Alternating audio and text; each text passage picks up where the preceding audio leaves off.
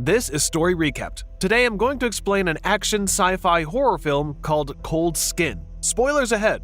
Watch out and take care. We are never very far from those we hate. For this very reason, we shall never be truly close to those we love. The haunting thoughts of the young Englishman go on and on as he sets sail for a remote South Atlantic island to work as a meteorologist. While his thoughts drown him down, Captain Axel approaches him and lights a cigarette, telling him that they're almost there. In September 1914, they finally arrive on the island, where no one greets them. The man had been sent to replace another meteorologist stationed at the island, but there seems to be no sign of anyone. Captain Axel accompanies the young man to look for the previous meteorologist to ensure he's safe. They come across a lighthouse and knock on it, but no one answers. The young man forces the door open and finds the only other person on the island, Gruner, the signal technician, who greets them both coldly. When Captain Axel asks about the former weather official, Gruner answers that the man they're looking for died from typhus. Gruner seems unbothered by their presence and walks around nude. Irritated, Captain Axel and the young man leave the lighthouse. When Captain Axel bids him goodbye, the man wanders around the island as he deems life ahead of him there. Like the previous weather official, he must dwell into the intensity and direction of the winds for 12 months before someone replaces him. When he returns to the cabin to fix his things, he finds the previous meteorologist's diary, revealing his name as Aldor. Inside, he sees sketches, a photograph of Aldor's wife, and even a lighthouse drawing with strange creatures beside it.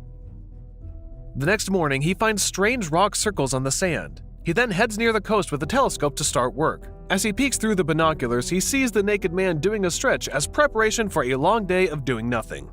That night, while he's reading, he hears rustling outside his door, to which he thinks is Gruner. However, the noises get louder and louder with scratching and growling sonances. Then, suddenly, a reptilian hand appears at the bottom of the door, which he immediately steps on, causing the unknown creature to get agitated. When he hears more, he hides under the floorboards while they try to enter his cabin. They attack his place but notice that there's no one inside. When the footsteps stop, he looks through a small hole in the floorboard's door. The creature peeps through as well, causing him to poke its eye with a knife. Feeling afraid, he locks himself underground for the whole night. He calls Gruner the next day, pleading to be let into the lighthouse, but Gruner refuses. Determined to fight, he heads back home and spends the whole day reinforcing it. With a newfound rifle among the baggage in the cabin, the man feels ready to fight against the unknown monsters. The night comes and the swarm of beasts start appearing from the darkness, slowly approaching the cabin. He braces himself as he shoots them one by one. He eventually has no choice but to start a fire since there are simply too many to handle. The fire makes them flee, but it burns the cabin. He runs away from his burning house. Fortunately, it rains before the cabin completely burns down. The following day, he sees Gruner leave the lighthouse and discreetly follows him down to the rocks. When he is about to ambush Gruner, a blue female sea creature attacks him and he points his gun at her. Gruner stops him from shooting her by showing she is vulnerable.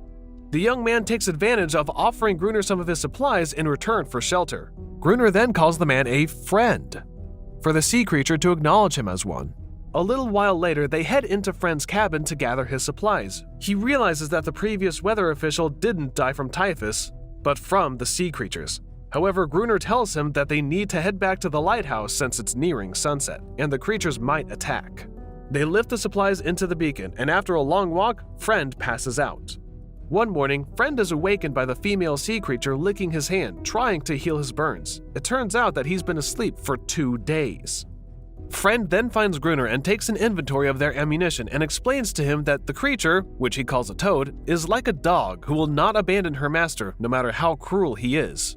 Friend gazes at awe in her, fascinated by her existence, giving her the impression that she's different from the others.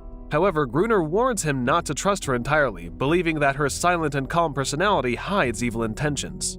Gruner then shows Friend more of the lighthouse and takes him up to the top. Friend wonders why Gruner chose to stay on the island when he had the opportunity to leave when Friend arrived. However, Gruner tells him that he will never come back to the civilized world now that he is a master of his own destiny. Still, Friend tells Gruner that he will come aboard when he sees the next ship come by, to which Gruner wishes him good luck. Later that day, Friend contemplates how a few days of isolation recently had changed him. As he fixes his things, he's surprised by the creature's presence, but still, he observes her as she ignorantly eats a candle. As he's trying to explain to her the use of a candle, Gruner calls him up, commanding him to bring his rifle. That night, Fred watches Gruner as he prepares for the attack. The older man instructs him what to do and fires the flare gun, which signals the beginning of a long night. On the other hand, while the female creature wails into the sky, a crowd of sea creatures barrels towards them, and Gruner starts shooting. However, Friend feels overwhelmed as he remains in his position and slowly walks backwards until he passes out. Gruner is left alone fighting the appalling swarm of sea monsters. The following day, Gruner is enraged at Friend's ineffectiveness, telling him to fetch water instead. Friend then gets the water, and when he comes back, he hears a pounding and wailing in Gruner's room, and to his surprise, he sees Gruner thrusting himself into the sea creature. He then immediately leaves.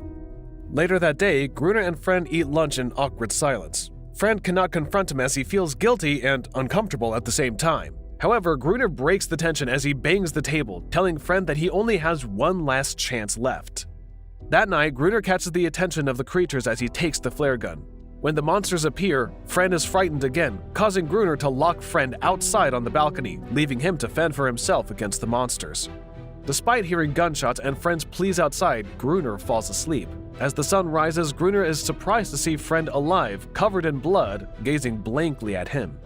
Months pass, and the two men get into a routine when the creatures attack several nights in a row, forcing them to keep vigil. Days are always the same, nights are getting longer, and only nature keeps them sane. They manage to coexist, where Friend's everyday task is to fetch water, while Gruner maintains their weapon. One day, Friend speculates that the creatures are returning to the lighthouse to reclaim the female sea creature. However, he still wonders why she allows her species to get killed and why they don't attack on some nights. Gruner doesn't care as to why the creatures come and plans to exterminate them all. Later on, Friend visits his old faded cabin to reclaim some of his belongings, only to discover how he has changed his appearance as he looks at himself in a mirror. He trims his beard, hoping to have some sense of his old self. On his way back to the lighthouse, he comes across a massive whale skeleton and picks up a piece. Still, there are no attacks that night, making him believe that the lulls between the fighting are often worse than the battles themselves. Still, they take advantage to prepare for the next attack. While Friend wanders around, he sees the creature and approaches her for the first time as he touches her cold skin. He grows to like the strange being and gives her the name Anaris, while Gruner uses her for his ends as a servant and sex slave. One evening, Gruner invites Friend to play chess. As they play, the young man shares his observations and hypotheses on the existence of the sea creatures. However, Gruner asks him to shut his mouth and play, urging Friend to perform a checkmate. Gruner then picks up his gun and points it towards the young man's direction as he perceives a creature behind his back. It turns out the sea monsters are already on the attack. They run into the higher point of the lighthouse as more and more monsters arrive. They fight with their rifles but are getting overwhelmed as the attack came too sudden. Still, they decide to go up to the lantern pane where the light illuminates. Unfortunately, Gruner is badly bitten on the foot as he flees upstairs after locking themselves inside the pane. They spend the night up there while the creatures try to reach them through the glass partition. Thinking that this is his end, Gruner sings a tragic love song until the sun rises and the monsters leave. That morning, Anaris takes care of Gruner's bitten foot as she sticks her tongue into the wound. They cannot survive another war as they are running out of supplies, ammunition, and will. Later that day, Friend perceives a ship from the distance while he roams. He immediately runs inside to get the flare gun. Afraid of having no one to hate, Gruner restrains Friend as he's about to shoot, pinning him to the ground. Anaris tries to protect Friend, which enrages Gruner, causing him to walk out with the flare gun. Feeling frustrated, Friend yells at Gruner, telling him that he's afraid to be left behind and fight alone. A little while later, Friend finds a way to communicate with Anaris by showing her a boat that he carved out of bone, hoping that she would understand. Anaris then leads him to an abandoned rowboat on the shore, away from the lighthouse. At the lighthouse, the young man tells Gruner about the boat, but Gruner says he knows about it, informing him that a Portuguese man used it to get away from a shipwreck, but the creatures killed him. He also claims that the ship's cargo contained dynamite, but he assumes that they're all waterlogged. Meanwhile, Friend is interested in diving into the shipwreck with an atmospheric diving suit, but Gruner disapproves, telling Friend that what he's proposing is a suicide mission. One afternoon, the young man paints the rowboat with hopes of making it work. He then hears a howling from the distance, only to find Anaris enjoying a swim nearby. As he removes his clothes, he slowly approaches her as if he's going to kiss her. Unbeknownst to Friend and Anaris, Gruner is watching. Back at the lighthouse while Friend is reading a book, Gruner hands him a diving suit and changes his mind after witnessing what they did on the pool, secretly hoping that Friend will die in the attempt due to jealousy. The following day, they row out to the shipwreck using the boat. The young man explains a rope tug is their only way to communicate while Friend is underwater, telling Gruner that he will tug the rope 3 times if he needs air supply. He then wears an old diving suit searching for the crates carrying dynamite while Gruner controls the string from the boat. While underwater, Friend finds the container and immediately hooks them up. After hooking up several small boxes, Friend finds an infant sea creature peeking through his suit, causing him to fall. He tugs the rope and starts to panic as more of the creatures surround him. Gruner is just watching the rope, on the verge of abandoning Friend. However, as the young man releases himself from the suit and swims up into the boat, where Gruner immediately helps him up. When they return home, they immediately check the crates and discover that only one box among the others contains explosives that are dry enough to use. The winter is coming. Friend and Gruner devise a plan to entice as many creatures as possible into the lighthouse before detonating the planted dynamite in hopes of scaring them away. However, that night, no one attacked. 3 weeks pass in the blink of an eye, and Gruner is getting impatient while waiting for the big attack. Friend finds Gruner freezing outside, still waiting in desperation for the creatures. Friend asks him to go inside and defuse the detonator for a while. One time, Friend and Gruner are waiting for Aneris' catch for their lunch. However, when Gruner discovers that she brings starfish instead of fish, he kicks her, also blaming her for telling her kind about their plan to scare them. The angry man grabs Friend's shirt, telling them that their new plan is to leave the door open, luring them inside for an ambush. That night, Friend leaves the door open while watching it. Gruner takes the upper ground, preparing to detonate the dynamite. They've been waiting for hours, and it seems like they're not going to attack them. Following Friend's speculation, Gruner drags Aneris beside him, forcing her to wail, assuming that it would attract the creatures. Meanwhile, a sea creature attacks Friend at the main door. He manages to get away from them, but more creatures are coming in. He rushes upstairs while informing Gruner that they're now inside the lighthouse. The creatures attack, but Gruner cannot detonate the explosives, causing Friend to sprint to the top of the lighthouse and reconnect the detonator. An explosion occurs, killing many sea creatures. Feeling unsatisfied, Gruner goes for a second set of explosives nearer to the lighthouse, knocking Friend and himself out. When Friend wakes up the following day, he immediately searches for Gruner and wakes him up. The young man is relieved when Gruner moves and starts singing a song, which he joins this time. Meanwhile, there is massive chaos around the beacon. Gruner uses a spear to finish off the wounded and dying toad on the beach. After seeing one of the dead creatures wearing a necklace, Friend believes that the species are more civilized than Gruner portrays them. Gruner grabs the pendant and hurls it into the sea, feeling enraged. Later that evening, while they watch for the next attack, Friend hears Aneris and several other creatures mourning the loss of their species. Gruner approaches him and explains that he rescued Aneris as a baby trapped in a net years ago, believing she owes him her life. Aneris vanishes, but Gruner assures him that she will crawl back, as she always does. Friend seems to regret what they did, but Gruner remains cold and has no remorse towards the creature's death. One morning, Friend circles the stones in the sand and places the carved bone in the middle, hoping to get rescued. On the other hand, Gruner is still preparing for an explosion to continue scaring away the beasts, but there is still no attack that evening. One time, as Friend fixes Gruner's mess while the old man sleeps, he discovers a wedding photo of Gruner with the words, "Love, love, love," written on the back. He recognizes that the woman in the image is the same as the woman in the diary, realizing that Gruner is the former weather official and that Gruner isn't entirely devoid of human compassion. As a result, Friend erases his day counting as he understands everything is forgotten, including the very reason for his visit to work. There is no work done other than to stay alive. Friend then goes into the shore to remove the carved boat when he sees a child sea creature suddenly approach him. Behind the child is Aneris, who appears more confident and bolder together with her troops.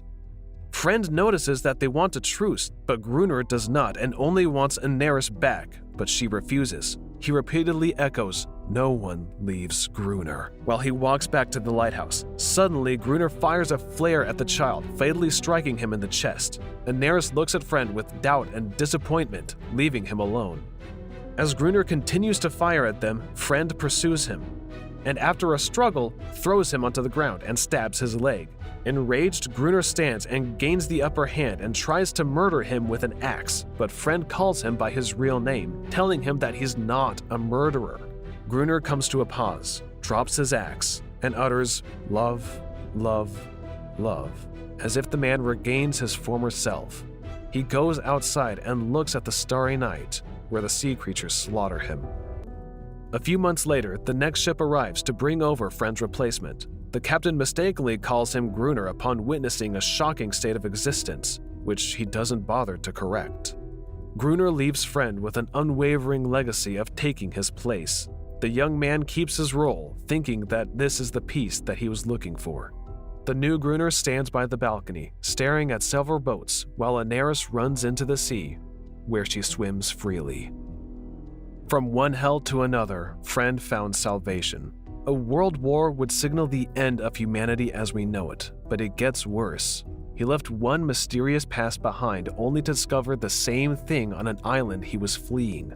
Seeking peace through nothingness, but in place of silence, he found a monster-plagued inferno. In the end, he finds peace after learning that there is no such thing as life without love, hope without love, or humanity without love. Subscribe to watch more videos like this. Turn on notifications. And leave a like, it really helps the channel out. Thank you for watching.